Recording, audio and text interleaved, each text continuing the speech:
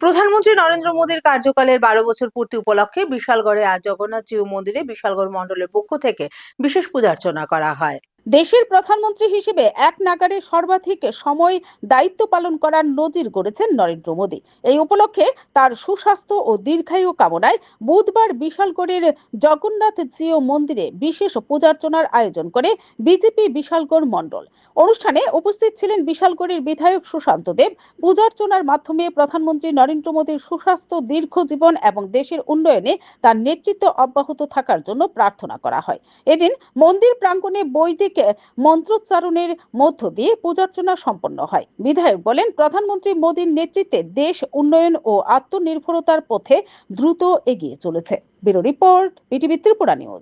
আমাদের দেশের যশস্বী প্রধানমন্ত্রী নরেন্দ্র মোদীজি, উনি দেশের সর্বোচ্চ প্রধান নেতৃত্ব হিসেবে আজকের দিনটা কিন্তু ৪,৩৯৯ দিন দেশবাসীর সেবা করেছেন এজ এ প্রধানমন্ত্রী হিসাবে, যেটা অতীতের সমস্ত রেকর্ড আজকে ভাঙা হয়েছে।